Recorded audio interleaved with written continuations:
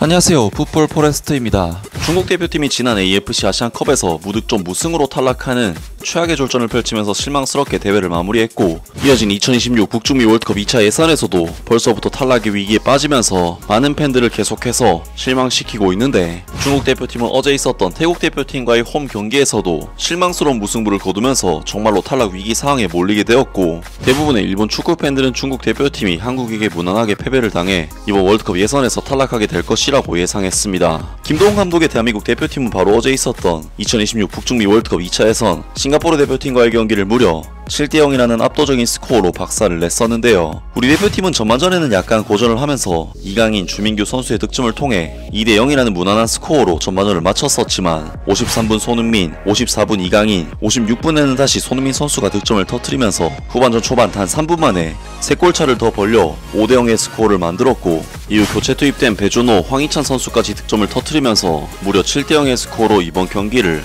마무리를 했었습니다. 우리나라 대표팀은 이번 경기 승리를 통해 4승 1무 0패의 성적으로 시조 1위 자리를 확정짓게 되었고, 싱가포르 대표팀은 탈락을 확정짓게 되었지만, 시조 2위와 3위인 중국, 태국 대표팀의 경우 마지막 경기 결과가 굉장히 중요해졌다고 할 수 있는데요. 중국으로서는 마지막 남은 상대인 대한민국 대표팀이 싱가포르 대표팀을 7대0으로 박살낼 정도로 정말 압도적인 활약을 보여줬기 때문에 사실상 남은 경기 패배가 유력한 상황이고, 반대로 태국으로서는 싱가포르전 승리 가능성이 높은 만큼 중국 대표팀은 월드컵 예선 탈락 위기에 몰린 상황이라고 할 수 있는데, 대부분의 일본 축구 팬들은 중국 대표팀이 한국에게 무난하게 패배를 당해 이번 월드컵 예선에서 탈락하게 될 것이라고 예상했습니다. 중국의 최종 상대인 한국은 호주와의 최종 예선 1번 포트를 놓고 2연승이 필요해 난감한 상황에 놓이게 되었다. 더구나 중국은 한국전이 어웨이라 무승부를 거두기조차 어려운 상황이다. 반면 태국의 최종 상대인 싱가포르는 꼴찌로 탈락이 확정된 상태로 최종전을 치르게 되는데, 이건 또 태국의 홈 경기이기 때문에 태국이 이길 가능성은 충분하다. 순위를 보면 얼핏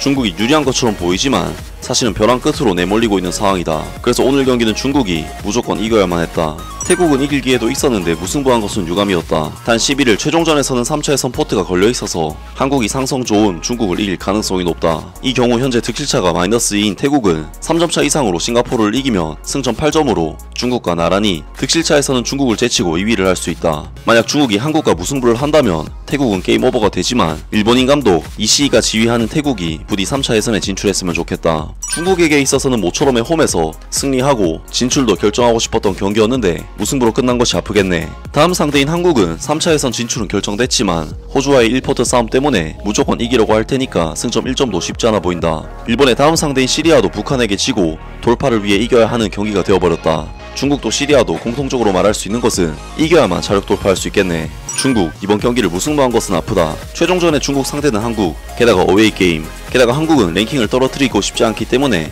진심으로 경기를 할 가능성이 높다.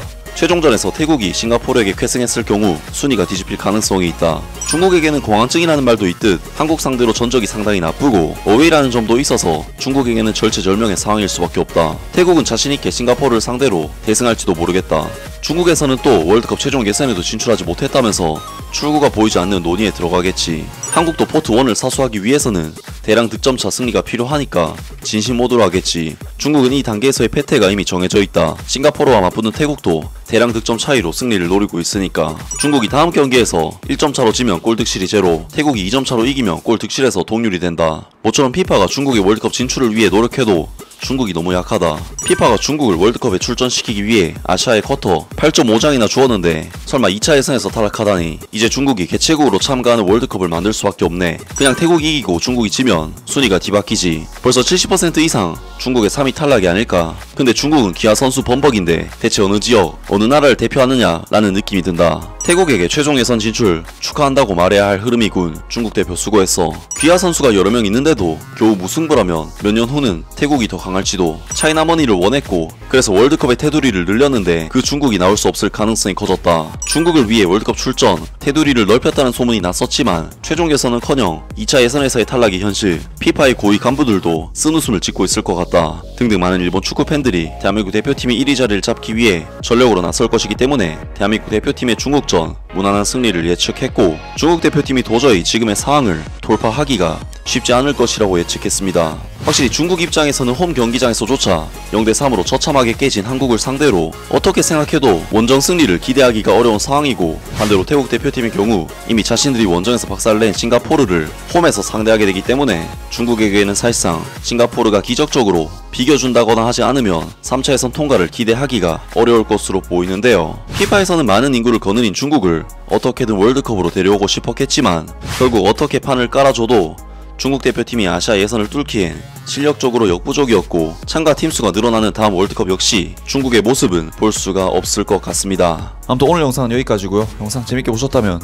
구독과 좋아요 그리고 댓글 부탁드립니다. 감사합니다.